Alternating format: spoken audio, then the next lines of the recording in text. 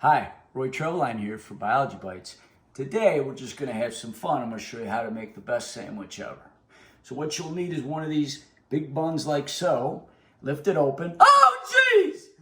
What is that? Oh jeez! Here comes Kenzie. We're just kidding. We maybe not too good. My actor here. That's a Madagascar hissing cockroach. They hiss. And he's my pet Conrad. Later on you can hold him if you want.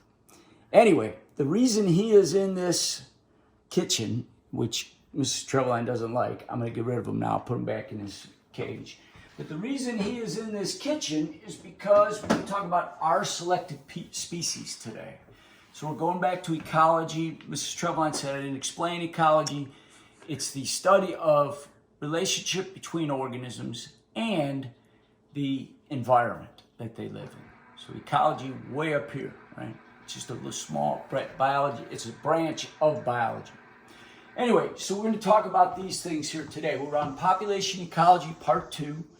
Remember exponential and logistic growth. This time I gave the numbers. You do not have to memorize that equation. I just want to show something to you. And today where I want to spend most of my time is on this mark and recapture method. You may or may not recall when we were looking at density of a population, I said dispersion really matters. Right, because it could all be clumped together. You could miss the entire population when you were trying to count them, right? When you were trying to count the density. And in areas like ponds or stuff like that, it's sometimes really difficult to count every individual. So what we're going to do is this mark and recapture method, tiny little bit of math with these proportional ratios here. We're going to cross multiply. Again, don't get bent out of shape. I'll show you how to do that. We're going to talk a little bit about human population. And then my friend down there, Mr. Conrad Cockroach, we're going to talk about our selected species versus K-selected species. Tomorrow you're going to get your bags, your lab equipment. One of the things you're going to get is some popcorn. You're going to have to microwave it yourself. And it's a little old. I'm sorry about that. But we're going to use it mainly for the lab. But I'm going to show you this idea of what we call the mark and recapture method. Again, remember, exponential growth, it matters how many individuals there. That's why we had that J-shaped graph. This R stands for reproductive potential. The N stands for the number of individuals. You're multiplying those two together. We said that's not very realistic because at some point a limiting factor is going to control that population. And that logistic growth is, now we got reproductive potential times the number of individuals. Again, don't memorize this, equals K minus N over K, right? So if we're looking at growth rate for both of these, that's what we're doing. The number of individuals over time is equal to these equations.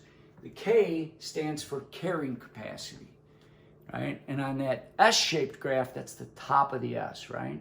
Bottom of the S, exponential, and then it levels off. It reaches its carrying capacity. I don't know why it's K. Mrs. Treveline's looking at me like, what? Maybe ecologists can't spell. Anyway, so we're going to use this mark and recapture method today. And I want to look at this population density. I want to know how many little popcorns are swimming around in my orange pond, right? So let's pretend they're frogs. Frog sounds good. Boy, this is going to be tough. They keep jumping around. I can't count all these popcorn frogs. So what I'm going to do instead is I'm going to take just a few. I'm going to take a net, scoop them up. I caught some, right? And then what I'm going to do is I'm going to tag their foot. This is the first catch, right? Tag, tag, tag, tag, tag, tag. I'm pretending for the film here. Make sure they dry, right? Then I'm going to release them back. Born free as the wind goes. We mix them back up, right? Frogs are hopping around, they're doing their thing. I'm going to catch them again. This time I'm going to count them all up. I'm going to count the number I have total. But oh, look, there's one that's already tagged. Oh, there's another one that's already tagged. There's another one that's already tagged, right? So what I'm going to have here is a ratio, two fractions, right? The number I caught the second time that were already marked, how many were already read when I caught them the second time, turned out to be 10. And the total I caught the second time was 100. 100. I have very big hands. And what I caught the first time was just 10. 50. 50, sorry. First time I caught were 50, and I tagged those. Thank you, Ms. Trevon. And then we cross multiply. What we're solving for here is X, right, for the total.